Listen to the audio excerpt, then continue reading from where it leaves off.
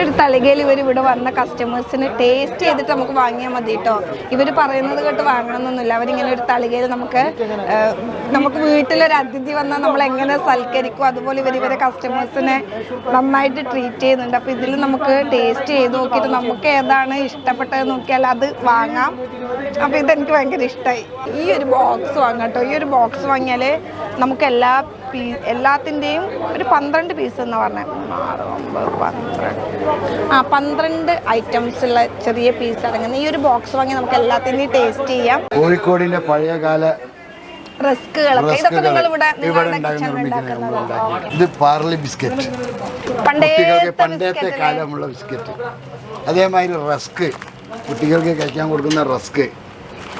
Barley ബിസ്ക്കറ്റും ചെറുതിലൊക്കെ ഇപ്പൊ അങ്ങനെ എല്ലായിടത്തും കിട്ടുന്നില്ല. പിന്നെ കിട്ടുന്നത് തന്നെ പഴയ ടേസ്റ്റ് ഇല്ല. ഇത് നമ്മൾ തന്നെ സ്വയം ഉണ്ടാക്കുന്നതാണല്ലേ. പിന്നെ പഴയ പപ്പട വട.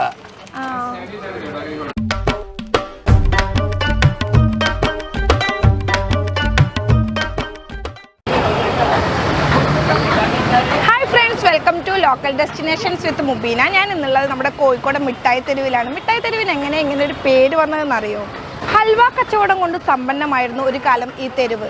ആ സമയത്ത് യൂറോപ്യൻകാരാണ് ഈ മിഠായി തെരുവിനെ സ്വീറ്റ് മീറ്റ് സ്ട്രീറ്റ് എന്ന് വിളിച്ചത്. സ്വീറ്റ് മീറ്റ് സ്ട്രീറ്റ് എന്ന് വിളിക്കാൻ കാരണം ഹൽവയെ യൂറോപ്യൻകാർ വിളിച്ചത് സ്വീറ്റ് മീറ്റ് എന്നായിരുന്നു. അപ്പോൾ അത് കിട്ടുന്ന തെരുവിനെ അവർ സ്വീറ്റ് മീറ്റ് സ്ട്രീറ്റ് എന്നും പിന്നീട് നമ്മൾ അതിനെ SM സ്ട്രീറ്റ് എന്നും മിഠായി തെരുവ് എന്നും വിളിക്കാൻ തുടങ്ങി. എന്നാൽ ഇന്ന് സ്ഥിതി വേറെയാണ് കേട്ടോ. ഹൽവ കച്ചവടത്തോടൊപ്പം അല്ലെങ്കിൽ അതിനേക്കാളേറെ തുണിക്കച്ചവടവും മറ്റ് കച്ചവടവും കൊണ്ട് സമ്പന്നമാണ് ഈ തെരുവ്. എങ്കിലും ഏറെ പഴക്കം ചെന്ന പല ബേക്കറികളും ഇതിനകത്ത് ഇന്നുമുണ്ട്. അതിൽ 100 വർഷത്തിലേറെ പഴക്കമുള്ള ശങ്കരൻ ബേക്കറിയാണ് ഇന്നത്തെ വീഡിയോയിൽ ഞാൻ നിങ്ങൾക്കായി പരിചയപ്പെടുത്തുന്നത്.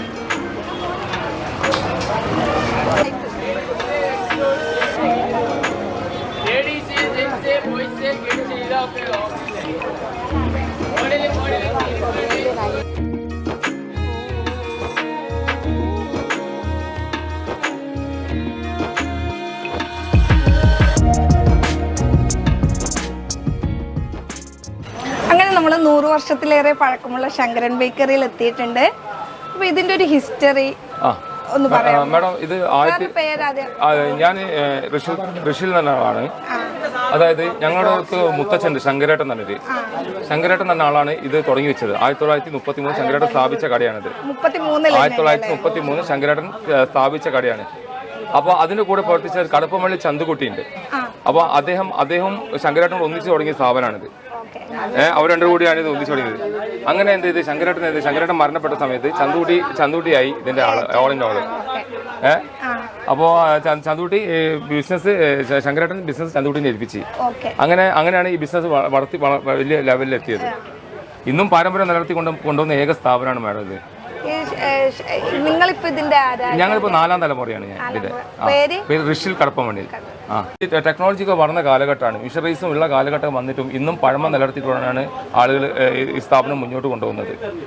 ഇപ്പോഴും ടെക്നോളജിയും ടേസ്റ്റ് മേക്കറും പ്രിസേറ്റീവ്സും ഒക്കെ ഇറങ്ങുന്ന എല്ലാ സംവിധാനങ്ങളുള്ള കാലഘട്ടത്തിലും ഇന്നും പഴമ നിലനിർത്തിക്കൊണ്ടാണ് ഈ സ്ഥാപനം മുന്നോട്ട് പോകുന്നത്. പഴയ രീതിയിൽ അതാണ് പഴയ രീതിയിൽ പോകാനുള്ള കാരണം. ശങ്കരേട്ടൻ അന്ന് തുടങ്ങി വെച്ച ആ രീതിയിൽ തന്നെ യാതൊരു മാറ്റങ്ങളും ഇതിന് വരുത്തിയിട്ടില്ല ഈ സ്ഥാപനത്തിൽ. ഇന്ന് കോഴിക്കോട്ടൊക്കെ അറിയുന്ന സംഭവമാണിത്. ഇതൊക്കെ ജനങ്ങൾക്ക് പഴയ തലമുറ പുതിയ തലമുറയെ പരിചയപ്പെടുത്താണ്. അതാണ് ശങ്കരൻ ബേക്കറി. ശങ്കരൻ ബേക്കറി എന്ന് വെച്ചാൽ ആ പഴയ കാലത്തെ ആ രുചിക്കൂട്ടാണ് ഇന്നും ജനങ്ങളുടെ നാവിനുള്ളിൽ ആ ടേസ്റ്റാണ് ഇന്ന് നിലനിൽക്കുന്നത്. ശങ്കരൻ ബേക്കർ ഇപ്പം ഒരു സ്ഥാപനം ശങ്കരൻ ബേക്കറിൽ കഴിച്ച ആളുകൾക്ക് ഒരാളിത് ശങ്കരൻ ബേക്കർ എന്ന് വാങ്ങിയ സാധനമാണെന്ന് പറഞ്ഞിട്ടുണ്ടെങ്കിൽ ആ വ്യക്തിക്ക് തിരിച്ചറിയാൻ പറ്റും. അങ്ങനെ പല അനുഭവങ്ങളും വന്ന് പറഞ്ഞിട്ടുണ്ട്. അത് വരും മേഡം. അതൊരു രുചിക്കൂട്ടാണ് ശങ്കരൻ ബേക്കറിന്റെ രുചിക്കൂട്ട്. ശങ്കരേട്ടൻ പറഞ്ഞു തന്ന പാഠങ്ങളാണ്. ശങ്കരേട്ടൻ ചന്തുകുട്ടിക്ക് പറഞ്ഞു കൊടുത്തു. ചന്തുകുട്ടി നമ്മളെ കാരണന്മാർക്ക് പറഞ്ഞു കൊടുത്തു. അങ്ങനെ കാരണന്മാരെ അപ്പോൾ ഞാൻ 4ാം തലമുറയാണ്. ഞങ്ങൾ ആ രീതിയിലല്ല യാതൊരു മാറ്റങ്ങളും. ഞങ്ങൾ ന്യൂ ജനറേഷൻ ഐറ്റംസ് ഒന്നും ഞങ്ങൾ ഉണ്ടാക്കുന്നില്ല. പഴയ അച്ചപ്പം, കൊയിലപ്പം, ചിപ്സ്, ഹലുവകൾ. അന്നുകളിലൊക്കെ 6 ഐറ്റം ഹലുവകൾ ഉണ്ടായിട്ടുള്ളൂ. ആ സ്ഥാനത്ത് ഇപ്പം നമുക്ക് 40 വെറൈറ്റീസ് ഹലുവകളായി. പക്ഷെ നമ്മൾ കൊടുക്കുന്ന ഹലുവകൾ ജനങ്ങൾക്ക് ഇഷ്ടപ്പെടണമല്ലോ, അല്ലേ? അത് ഇഷ്ടപ്പെടുന്നുണ്ട്. അപ്പം നമ്മൾ കണ്ടുപിടിക്കുന്നതൊക്കെ ദൈവാനുഗ്രഹം കൊണ്ട് എല്ലാം സക്സസ് ആവുന്നുണ്ട്. അത് 2000 വേറെ ബ്രാഞ്ചുകളൊന്നും ശങ്കരൻ ബേക്കറിക്ക് ഇല്ല. ഞങ്ങളുടെ ബോർഡിന്റെ മുകളിൽ 1933 വ്യക്തമായിട്ടുണ്ട്. ഞങ്ങൾക്ക് വേറെ ബ്രാഞ്ചുകളൊന്നുമില്ല. ഞങ്ങൾ മുന്നിൽ ഈ സ്ഥാപനം അല്ലാതെ ഈ 1933 ശങ്കരേട്ടൻ സ്ഥാപിച്ച ഈ കടയല്ലാതെ ഞങ്ങൾക്ക് വേറെ ഒരു സ്ഥാപനമില്ല. ഞങ്ങളുടെ ബോർഡിൽ കയറുമ്പോൾ കസ്റ്റമേഴ്സ് ശ്രദ്ധിക്കേണ്ട ഒരു കാര്യം എന്താ വെച്ചാൽ ബോർഡിന് മുകളിൽ സിൻസ് 1933 എന്നുള്ള ബോർഡ് ഉണ്ടാവും. അതിൻ്റെ കൂട്ടത്തിൽ 100ാം വർഷത്തിലേക്ക് നിന്നുള്ള ബോർഡും ഉണ്ടാവും. അത് വ്യക്തമായിട്ട് ഒരു കസ്റ്റമർ കയറണം. പല രീതിയിലും ശങ്കരൻ ബേക്കറി ആണെന്ന് പറഞ്ഞ പല ആളുകളും പല സ്ഥാപനത്തിൽ നിന്നും വിളിക്കുന്നുണ്ടെന്ന് ഞങ്ങൾക്ക് ചെറിയൊരു ന്യൂസ് ഞങ്ങൾ ശ്രദ്ധയിൽപ്പെട്ടിട്ടുണ്ട്. അതുകൊണ്ടാണ് ഞങ്ങളിപ്പോൾ ഇല്ല വരുന്ന കസ്റ്റമേഴ്സിനോട് പറഞ്ഞത് വെച്ചാൽ ഈ പറഞ്ഞ 2 സംഗതികൾ ഉറപ്പുവരുത്തുക. 1933 സിൻസ് 1933 എന്നും അതേമാതിരി തന്നെ ഇതിൽ 100ാം വർഷത്തിലേക്ക് നല്ല ബോർഡ് കാണാം. പല ഇതിലും ചീറ്റിംഗ് നടക്കുന്നുണ്ട്. ഈ ബ്രാൻഡിൻ്റെതേ പലപ്പോഴും നമ്മളിപ്പോ മഞ്ചിൻ്റെതായാലും കിൻഡർ ജോയിൻ്റെതൊക്കെ ആയാലും അതേ കളറിലും ഡിസൈനിലും മറ്റൊരു പേരില് സാധനങ്ങൾ ഇറങ്ങാറുണ്ട്. പക്ഷെ ഇവിടെ ഇപ്പൊ ഞങ്ങൾ വന്നപ്പോ കണ്ടത് ഇതേ പേര് വെച്ചിട്ട് തന്നെയുള്ള കടകള് ഉണ്ട് എന്നുള്ളതാണ്. അപ്പൊ അത് കസ്റ്റമേഴ്സിന് അതാണ് ഞാൻ മാഡത്തിനോട് ആ വിഷയമായിട്ട് ബന്ധപ്പെട്ടിട്ട് ഇപ്പോൾ CGM ചീഫ് ജുഡീഷ്യൽ മജിസ്ട്രേറ്റിന്റെ കൗണ്ടർ കൊടുത്തിട്ടുണ്ട്. ആ കാര്യങ്ങളൊക്കെ വ്യക്തമാക്കിയിട്ട് കുറച്ച് കൗണ്ടർ കൊടുത്തിട്ടുണ്ട്.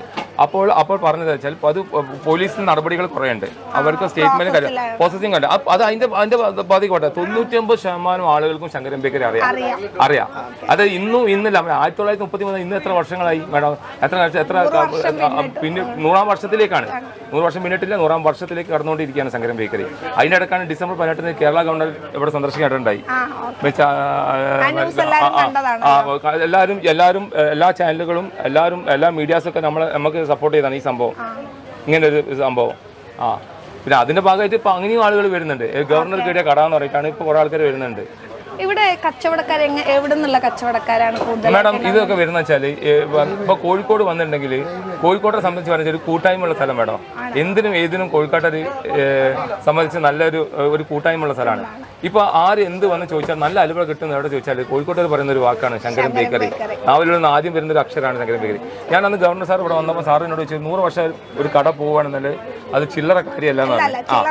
അപ്പൊ ഞാൻ പറഞ്ഞു സാർ, അപ്പൊ സാറ് പറഞ്ഞു, അപ്പൊ ഞാൻ പറഞ്ഞു സാർ ഇവിടുത്തെ ടാങ്ക്സ് പറഞ്ഞ ഇവിടുത്തെ ജനങ്ങളോടാണ്. അപ്പൊ അവർ ഏതൊരു വീട്ടിൽ അതിഥി വന്നിട്ടുണ്ടെങ്കിൽ ആദ്യം തിരഞ്ഞെടുക്കുന്ന പേരാണ് അവർ നാവിലുണ്ടെന്ന പേരാണ് ശങ്കരൻ ബേക്കറി. അതെ. പക്ഷെ എന്തായാലും മാഡം ആ രീതിയിൽ തന്നെ കൊണ്ടുപോകുന്നതിന് നമുക്ക് യാതൊരു ദോഷങ്ങളും ഇല്ല. നല്ല രീതിയിൽ ബിസിനസ് മുന്നോട്ട് നല്ല രീതിയിൽ പോകുന്നുണ്ട്. മാഡം തൊഴിലാളികളൊക്കെ എന്താണെന്ന് വെച്ചാൽ തൊഴിലാളികളൊക്കെ ഒരു പുതിയൊരു പണിക്കാർ ശങ്കരൻ ബേക്കറി ഒക്കെ താവഴി പോകുന്ന ആളുകളാണ്. അതായത് ഇതിപ്പോ നമ്മളെ പണിയെടുക്കുന്ന നമ്മളെ അലുവ പണിയെടുക്കുന്ന മൊയ്തീൻ്റെ മരുമകനാണ്.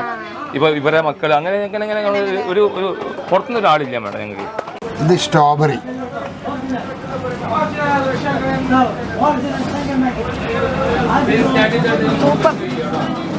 ഇത് ചോക്ലേറ്റ് അല്ലേ?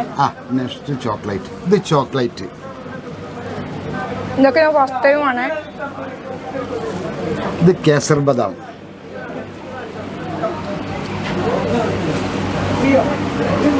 ഇത് അനാർ ഡ്രൈ ഫ്രൂട്ട്. കൺഫ്യൂഷൻ ആവല്ലേ ഏതാ വാങ്ങണ്ടത്? കൺഫ്യൂഷൻ ആവും. ഇത് വീറ്റ്, ഗോതമ്പ്. ഇതാണ് മറ്റേ ഇവര് പറഞ്ഞ ഗവർണർ ഗവർണർ ഇതാണല്ലേ ഗവർണർ പറഞ്ഞത്.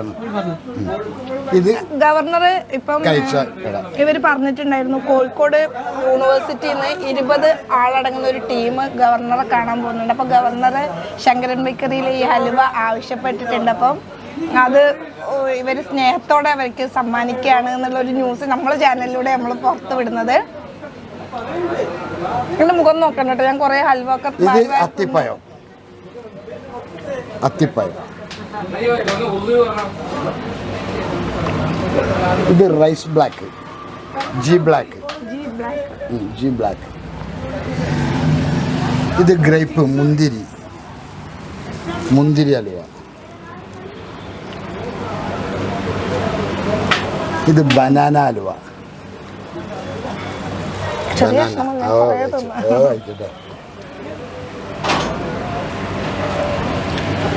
ഇത് മാംഗോ ഹലുവ. ഇത് ബദാം ഹലുവ. ഇത് ഐറ്റം കുറെ തിന്നുമ്പോൾ നമുക്ക് ഏതാ വാങ്ങേണ്ടത് എന്നുള്ളത് നല്ല കൺഫ്യൂഷൻ ആവും.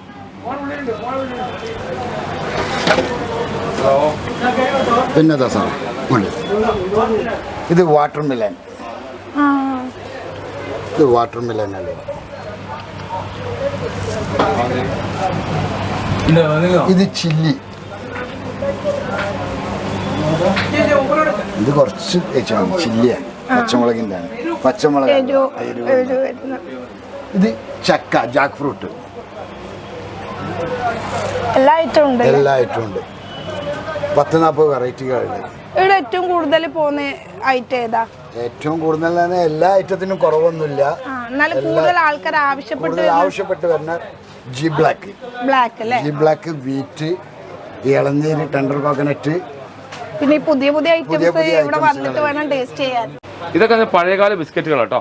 ഇത് നമ്മളെ മറ്റേ ഇത് നമ്മുടെ കടല ബിസ്ക്കറ്റ്, കടല ബിസ്ക്കറ്റ് ചോക്ലേറ്റ്, ഇത് കോൺഫ്ലെക്സ്, ഇത് പണ്ടത്തെ നാൻ കട്ടായി. ഇതാണ് ഏറ്റവും കൂടുതൽ ദീപാവലി കണ്ട് കഴിക്കുന്ന ബിസ്ക്കറ്റ്. അത് നാൻ കട്ടായി. ഇതൊക്കെ പണ്ടുണ്ടോ, പണ്ടുള്ള കാലങ്ങളിലൊക്കെ അവിടെ കഴിച്ചു നോക്കിയിരുന്നു. ഇതെന്നുണ്ടെങ്കിൽ പണ്ടുള്ള കാലങ്ങളിൽ ദ്വീപിലേക്ക് ഏറ്റവും കൂടുതൽ പോകുന്നതാണ് നാൺകുട്ടായി ബിസ്ക്കറ്റ്. നാൺകുട്ടായി ഇല്ല, അപ്പം നാൺകുട്ടായി, നാൺകുട്ടായി ബിസ്ക്കറ്റാ.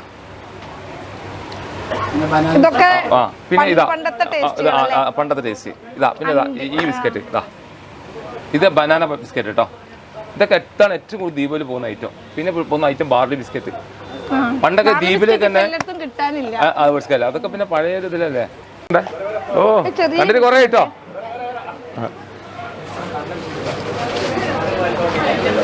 അത് നമുക്കിതാ സാർ. ഓ എനിക്കറിയാം സാർ. അതെ ഞാൻ ഇപ്പൊ ഈ സാധനങ്ങൾ വേറെ നമ്മൾ കഴിച്ചിട്ടുണ്ട്. പക്ഷെ ആ പണ്ട് ചെറുപ്പത്തിൽ കഴിച്ച ടേസ്റ്റ് കിട്ടണമെങ്കിൽ വരണ്ടല്ലേ?